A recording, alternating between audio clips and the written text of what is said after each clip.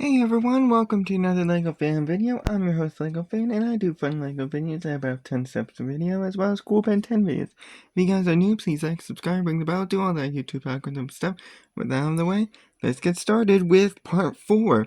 There are 7 parts in this, each about 10 characters long. It runs like a quiz show, 10 seconds to guess which one of the characters said the line that I will play, if they have one, and as well as what their name is. So let's get started with our very first one up, which is this one.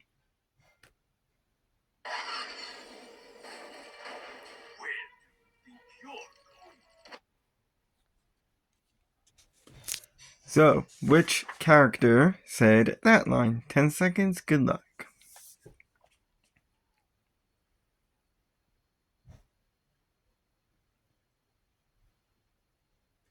So, let's see where he goes.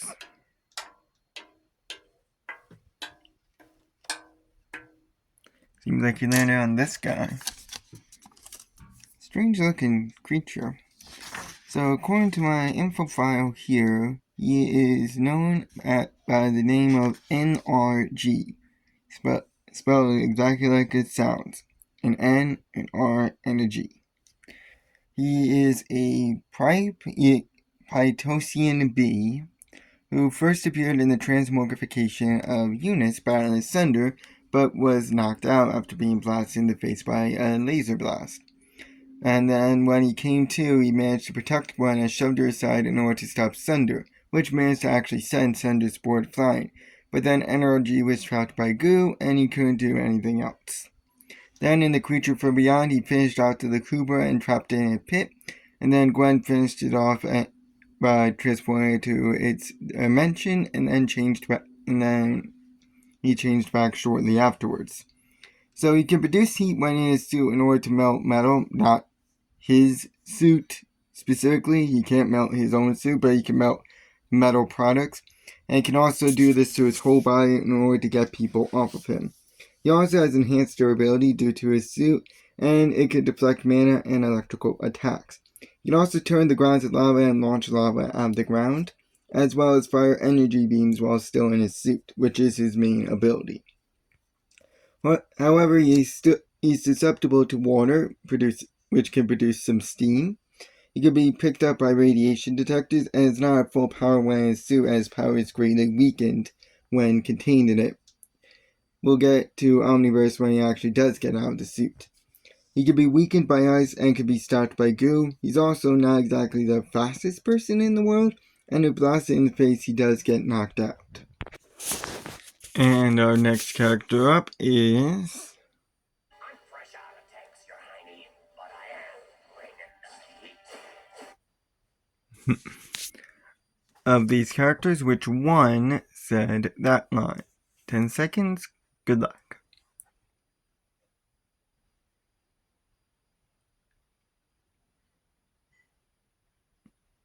Starting to get down in numbers here, which is really good. Makes it a bit easier.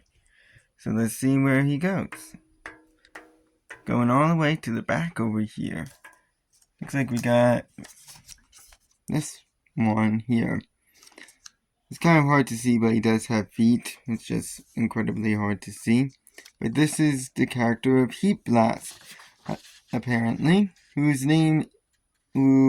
a Pyronite, and according to my info file here, he only appeared in the episode Victor the Spoils, where he battled Zerion, who now inhabits the body of Victor, and he defeated him by managing to melt a tank onto Victor's body, and then Gwen froze the molten metal, which kept Zerion, or Victor, in place and trapped him forevermore. And then he changed back when the prince showed up. So he can make and shoot fireballs with his hands, as well as shoot a single jet of fire. He can walk at fire, is somewhat strong. He can remove flames from an area and produce a tunnel of flames in order to transport him or other people. He can surf on flames or on rocks, whichever one he so chooses. He can also produce a giant fireball, as well as baby ones, and melt certain products like metal and glass. He can also light himself on fire, which makes his attack stronger, or as a means of getting people off him, often known as supernova hot. And when sick, he has ice powers, and being the only one that actually has abilities, who has a different set of abilities when sick. He sort of acts similar to original series Diamond Head in a way. His cyclone of flames can also damage nearby enemies, and he can blast off of a heat explosion like a rocket. He can produce fireworks and produce live heat, as well as have a super jump, can shoot discs of fire, and is very fast and agile. However, he can be put out briefly by water or a fire extinguisher, and if soaked, he won't be able to ignite himself. He can be hypnotized and be briefly blinded by smoke, and he can be frozen as well. Next character up is going to be this one. No, it's not Ultimate Humungosaur. 10 seconds to guess which two said that line. 10 seconds, good luck.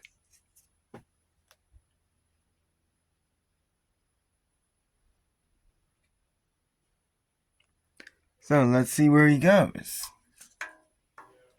Ironically, he was sleeping on one.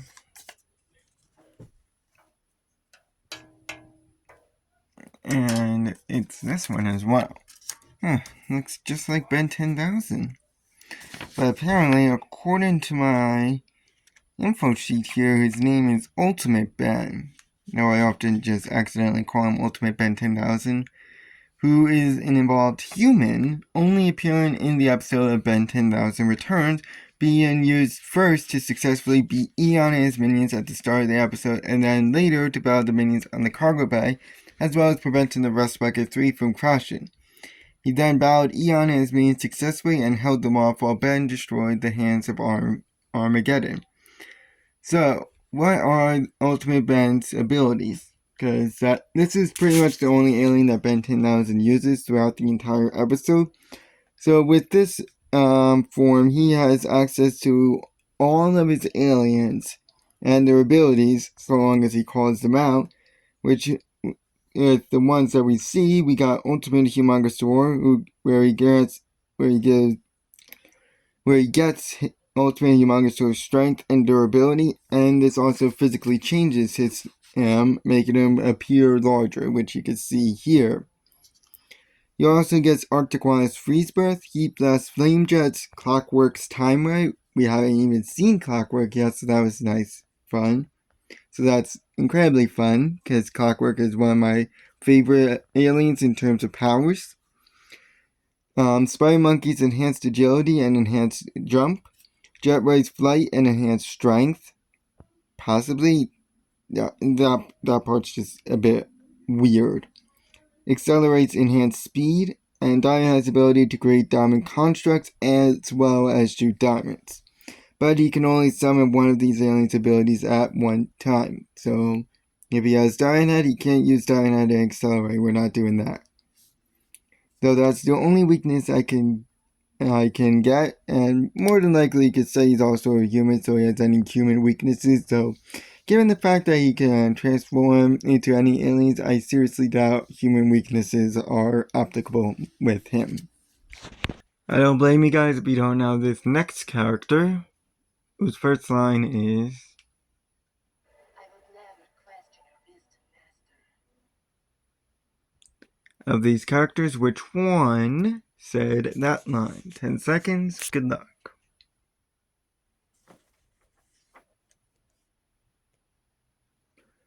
Well, if you're going off the Frankenstein theme, you can't have the Frankenstein theme without the assistant, who's the only actual good person in this entire episode, Victor the Spoils, and that's this character right here. So, according to my info, her name is Fritz, who is a human only appearing in Victor the Spoils, serving as the prince's apprentice, and warned him of dangers if they continue with the plan to free Victor from the ice and mind control him, before she appeared again later to help him up after he was assaulted by Zarion in Victor's body. So we don't really have much in terms of powers and weaknesses in terms of her. What we do know is that she is very loyal to the king and to the prince, as well as being somewhat smart. We can though that's more implied considering the fact that she's in a laboratory for pretty much all her scenes, so we can assume that she at least somewhat knows how to operate some of that stuff. But she is loyal to a fault, and as with all humans, she is a human. She has no real abilities of her own. This is a character I was debating whether or not to include, but since they had a pretty significant role in the episode, I decided to include them anyways, and that's this one. Oh, do be quiet. I'm so cross with you right now. Of these characters, which one said that line? 10 seconds, good luck. Seriously, good luck, because there is really only a slight difference between these characters. So let's see where he goes. It's this one right here. So, let's see here. According to my info file, her name is Aunt Verdona, who is an Anodite, only appearing in Girl Trouble briefly at the very end after she got a message from Gwen telling how much of an annoying little prick Sunny is being with her boyfriend Antonio, and took Sunny and Antonio away. Antonio was taken back to his parents, and Sunny is going home for a very appropriate punishment. So we have no idea. So most of these abilities we already know she has from her other appearance when she was a villain. So she could teleport, can manifest flowers. She can't be tracked by any sort of tracking spell. She's very smart. She can fly or lightly hover. She's very fast. She can hear messages through the mana field. She also has some sort of longevity. She's also durable enough to withstand Jetray's Neuroshock as well as deflect it. Again, that's something that it's really unclear how it's done. She can repair any broken things. She can forcibly cover mouths. She can form a disco ball, as well as transform into her Anodite form, which is how we see her in the episode. This is when her attacks become stronger. She can perform any mana attacks. She has magic hair that can deflect mana and act similar to Frightwig in the fact that it is prehensile. She can absorb mana as well as become it, and undo any magic that she has done. She can also break through mana shields with ease. However, she's biased towards Anodites and considers others very inferior. She can be easily distracted and can be easily persuaded after some time. The next character reveals his name as Echo Echo, and that would be, and this is their first line. Echo, I was going for Jetray, but whatever. So, of these characters, which one is Echo Echo? 10 seconds, good luck.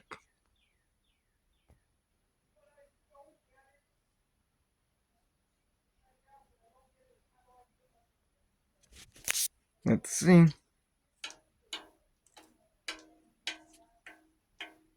That would be this character right here. So, as I said, he is called Echo Echo, and according to my file here, he is a Sonorosian, who only appeared in Victor the Spoils, falling through the sky and deflecting 3 of the SAMs before he went ultimate in order to get the last 3, as well as save himself from actually becoming a pancake on the ground. So, Echo Echo can duplicate themselves, but unlike Ditto, his other clone in Alien, these clones are separate and not connected, which can extend to human clones as well, each producing a different emotion, each highlighting a different emotion. He can also unleash a sonar scream, and the size of this can vary. It can be done by all the clones at the same time, called a wall of sound, and can be amplified if connected to metal in some way.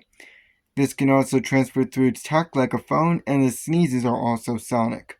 And the more Echo Echo clones there are, the bigger the wave it's gonna be. He's also quite strong for his size and is very agile and quite durable. He also has quick reactions, as sonic screams can also contain some small explosions.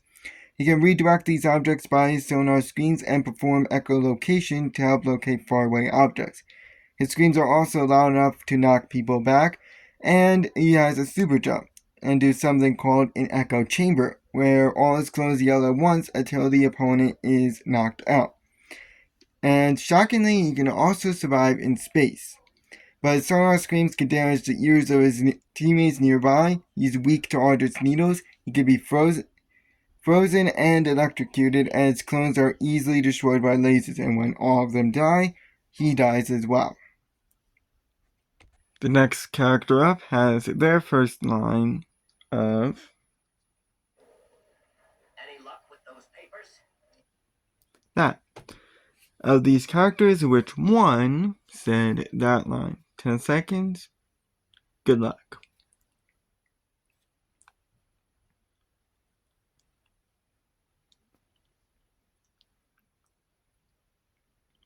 So that is this one right here.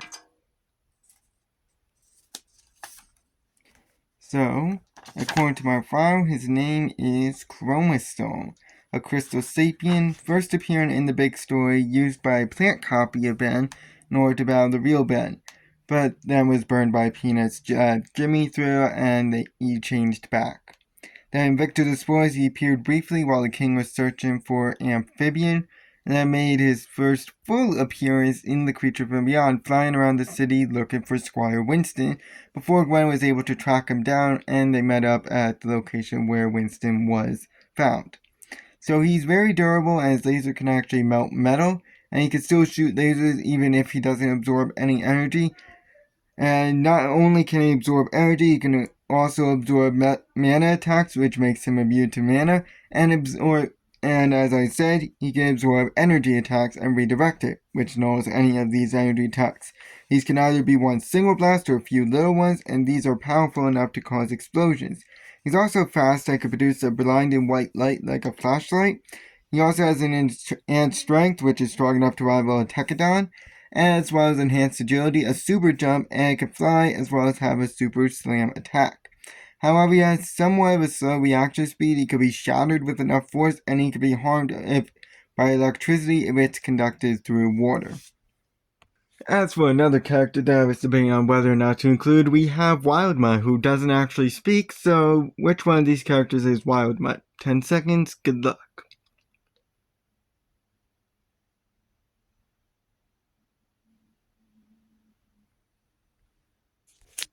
Let's see where our character goes. Seems like he landed on this one right here. While he doesn't have an official first appearance in this part, I decided to include him anyways. So according to my file here, he is a Vulpamancer, very briefly appearing in Victor the Spoils as Zarian's search for Amphibian. Again, debating whether or not to include him, I decided to anyways. So he can sense and movement via the gills, or whatever you want to call them, on his face, and it's shown to be very agile, as well as having sharp claws which can rip through his stuff. He's also very strong and has a strong bite, as well as a powerful charge, and speak his own language, which is Vulpamancy, or Vulpamancer language, whatever you want to call it. He's also shown to be a bit smarter than his species, as he's not feral, you can say. He's also very fast and can climb vertically, and has a high jump, as well as have the ability to sense heat signatures. However, he cannot speak any English, and when sick, he can't actually see because the mucus clogs his gills, which enables him to see. Again, call them whatever you want. I call them gills because they look like gills. He's also weak to sonic sounds and doesn't have very fast reflexes. He's also pretty heavy, and when young, he doesn't have as strong a bite as an adult version. The next one up has their first line of this. Somebody has a nice sense of humor. Which character is this? 10 seconds, good luck.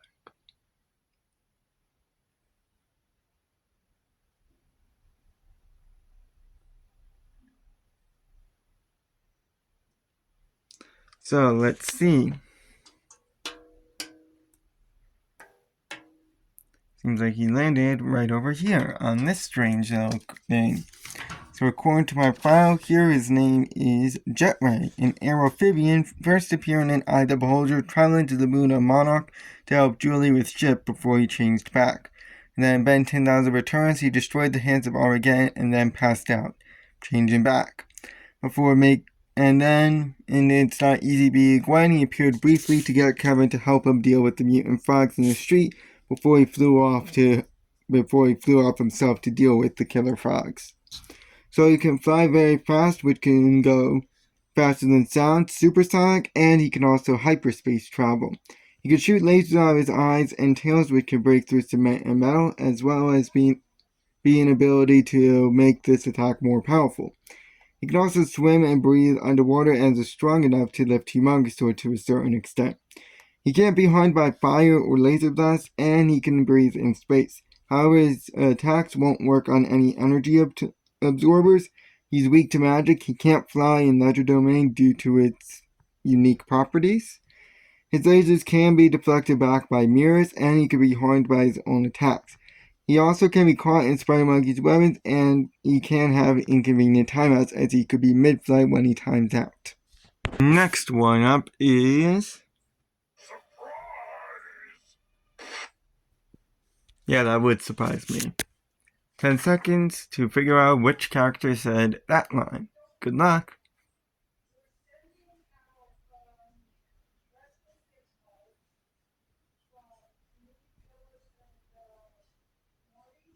Let's see who it is.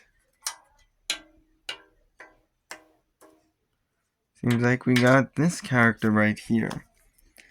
So he is apparently called Ultimate Humungosaur, an involved backstory only appearing in the episode you just heard, Girl Trouble, to beat Antonio by tricking him into pulling out a still active light bulb which electrocuted him. Though he did fight Antonio a lot before that, including surprising him with the fact that his arms can turn into missile launchers, or whatever they are. So he has enhanced strength and durability, clearly you can see the armor on him, as well as having a super jump and a super smash. He's also a great fighter and can use his tail as a whip, which is clearly more powerful because it's a mace. He also has a super jump and can shapeshift his hands in order to fire off missiles, well, it's whatever you want to call it. But he can no longer increase his size, which I think is a good thing. I decided to pull out one more file for today, and this is the character's first line. It's already settled, Gwen. Your cousin Sunny is staying with us for the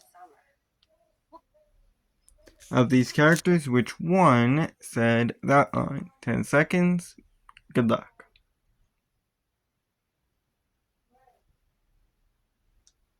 She sounds like she's in the perpetually tired state, and that would be apparently this character right here. So, according to my file, she is called Natalie Tennyson, who is a human only first appearing in Girl Trouble, agreeing with Verdona to host Sunny for the summer and keep her out of trouble, as well as keeping her away from Antonio, her boyfriend, as Sunny keeps repeating in the episode.